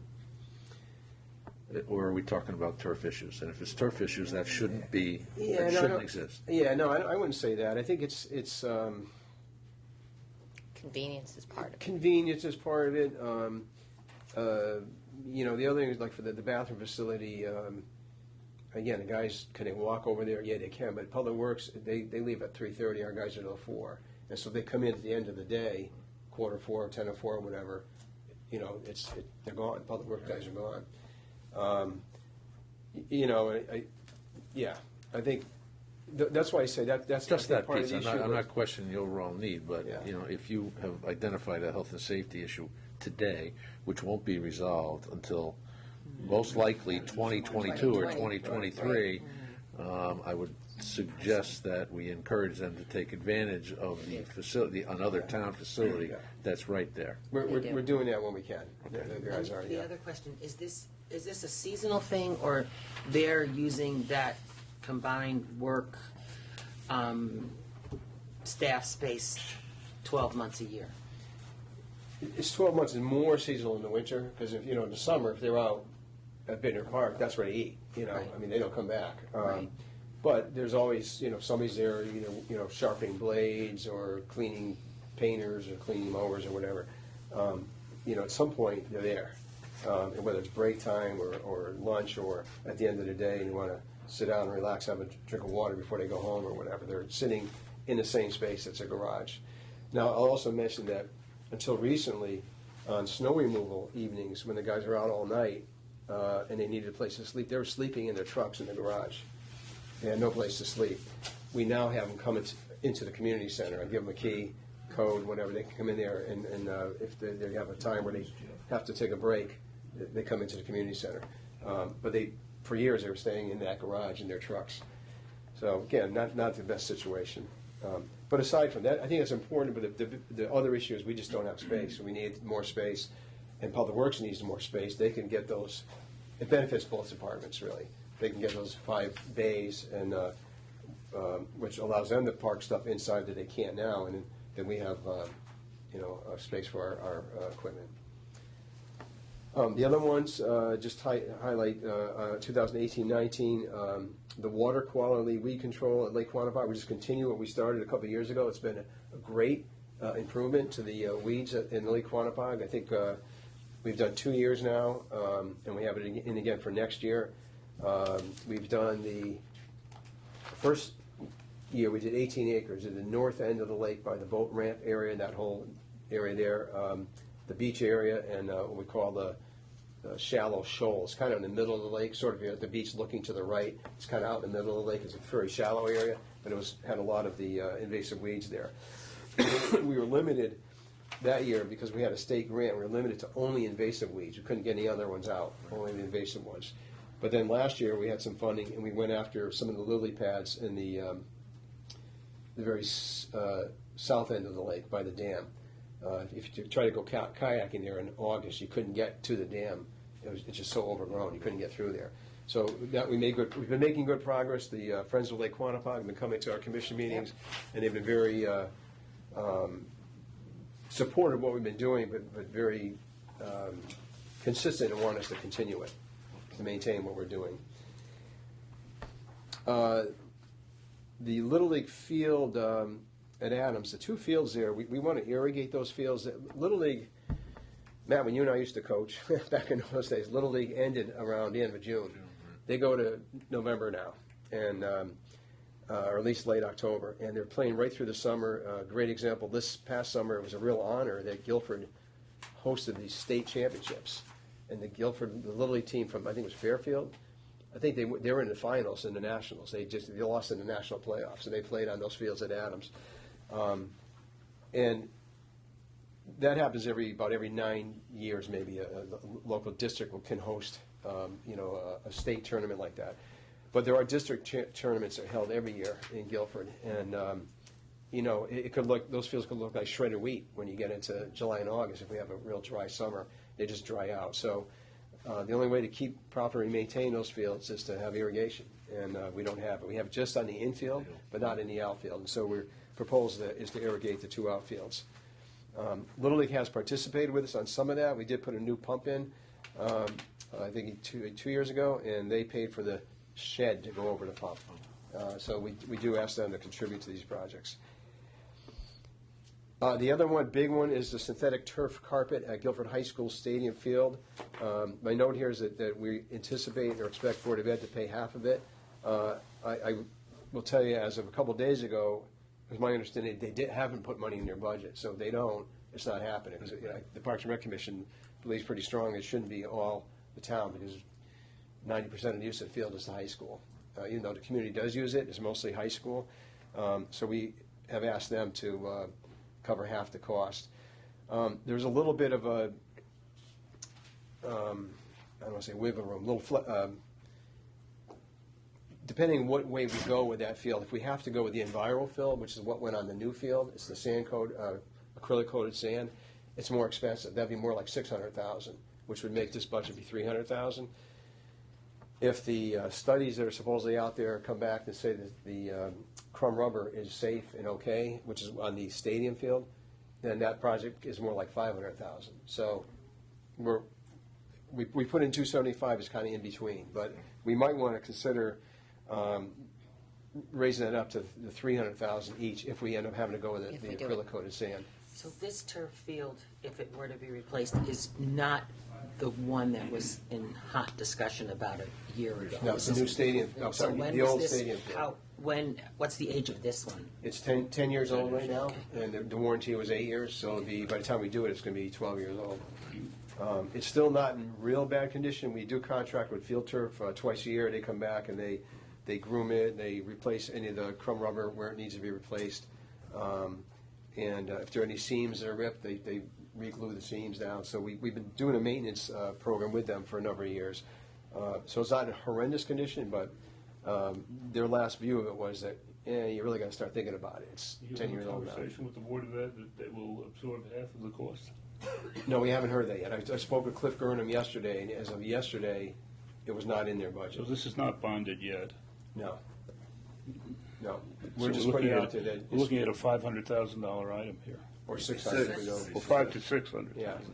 Right. Okay. And maybe that's a conversation with you guys and Board of Ed, about if they're going to put their half in it. But, this is only half the cost we're putting in here. We didn't put the full amount.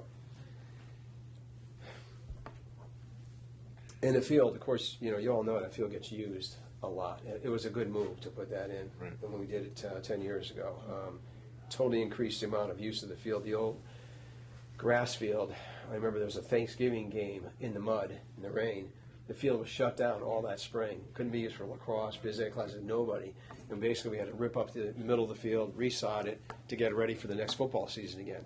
So, how cost effective is that? It was a one season, one sport field. It didn't make any sense.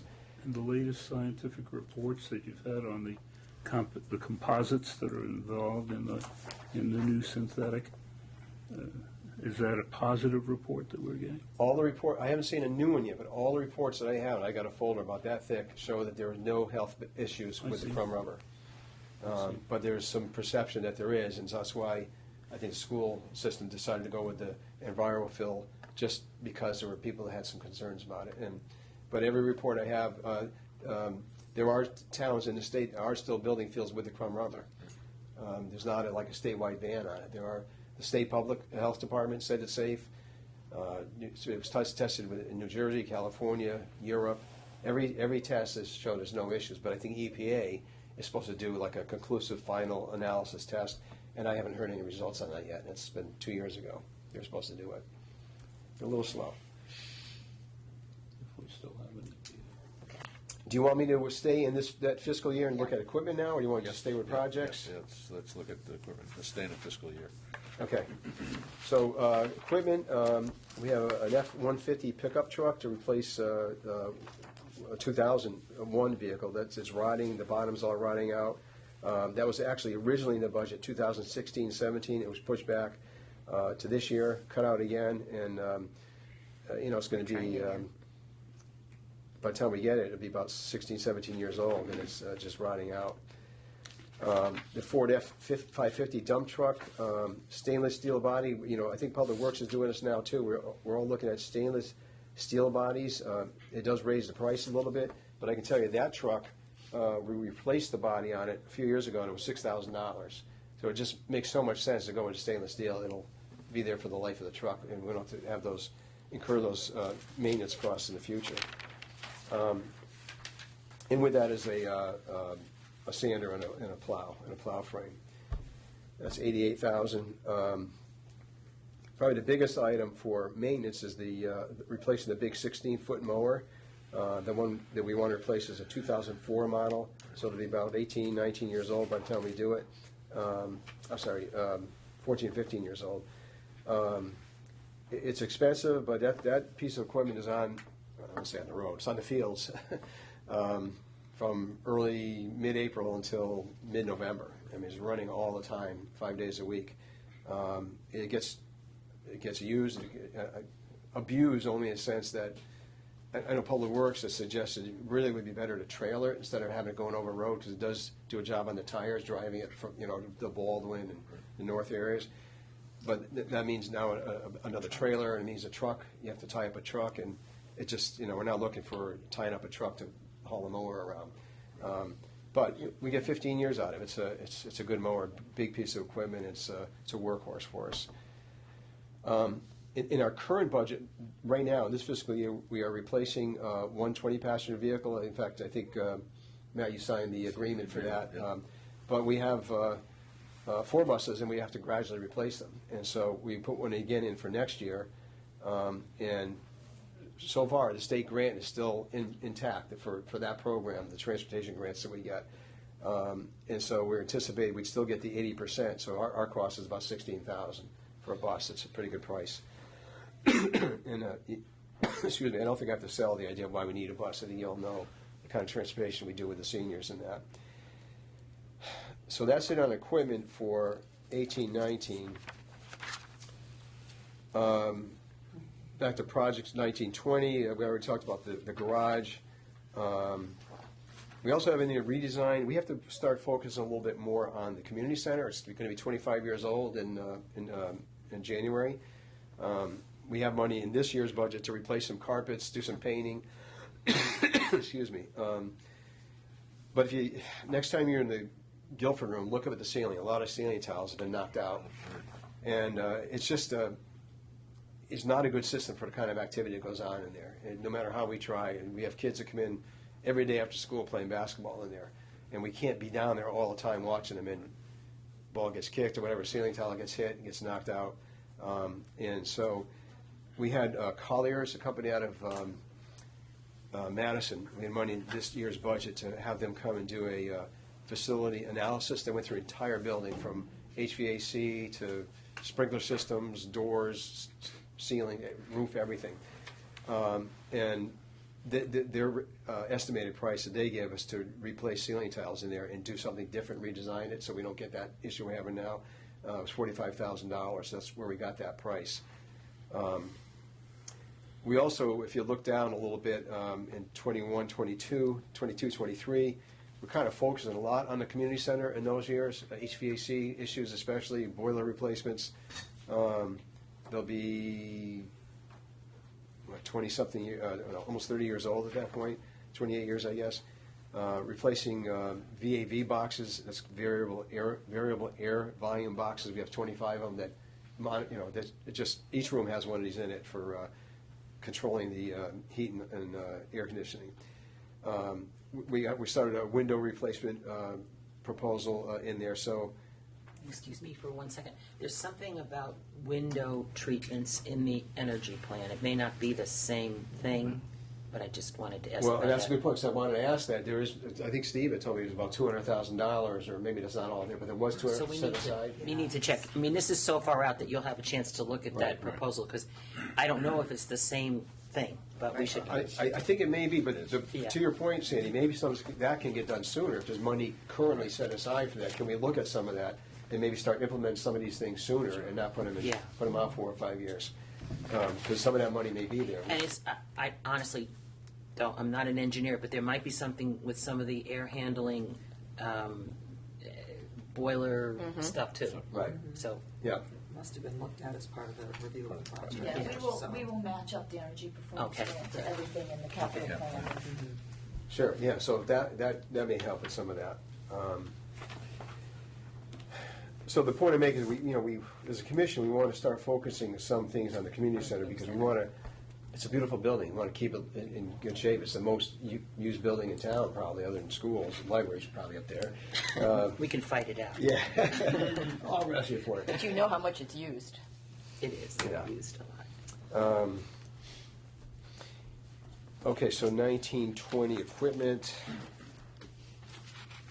John Deere mower, it's a pretty small ticket item, 26,000 to replace one. It's a 1999, so it's gonna be 20 years old. It's a 6-foot mower. I mentioned the big Jacobson 16-foot. We also have 3 or 4 of the smaller mowers that you do in smaller areas, like, the library, the areas around the trees and the green, trim areas on the fields, like around the soccer goals and so on, areas we can't get with a big mower. So that's in there. Our top dresser we purchased in 1997. It's seen better days, and we need to replace that. That's about $30,000. We use that for, on the athletic fields if we have to add topsoil, what else? Compost, things we add to the fields, amenities. And we also use it on the clay areas of the baseball fields to put clay down. In the old days, we used to wheelbarrow it out, have to drop piles and rake it. Now we can drop down anywhere from 1/4 inch to 3 inches of material with the top dresser. And then we have a trailer. We want to replace one that was from 1985. That's seen better days. It's old. And then a new thing that's this Redexum Vertiquake slice aerator. It's something that we recently became familiar with. That would replace our 1980 spoon tine aerator.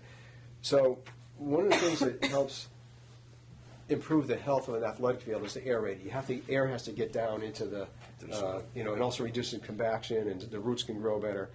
But we just were made aware of this slice aerator. Instead of poking holes in, this slice aerator can go down 6, 7, 8 inches and just put slice it, and you can play on it right away.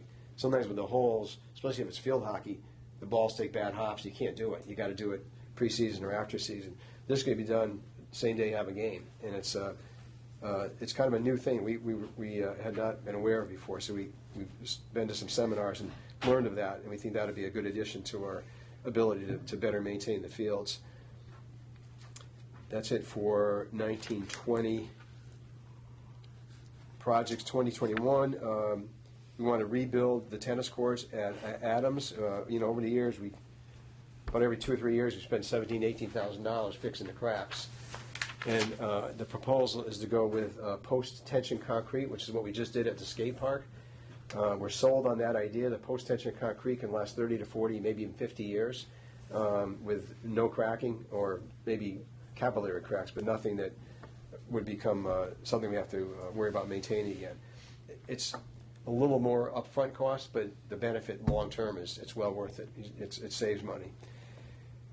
Because we have such a explosion of people wanting to play pickleball, we're proposing that adjacent to the tennis courts at Adams, we'd like to build 4 pickleball courts, and probably do it at the same time that we do the tennis courts. It would just make sense. I think it would be less expensive to do it all at once. We have 110 seniors playing pickleball right now. One guy's 86 years old. I've been told there's a woman who's 91 who plays, and she's competitive. But I'll tell you, they're in the community center, they're at Adams, they're up at the Bittner skate park, we have the pickleball courts, and when I see them in the community center once in a while, they are good. They're good.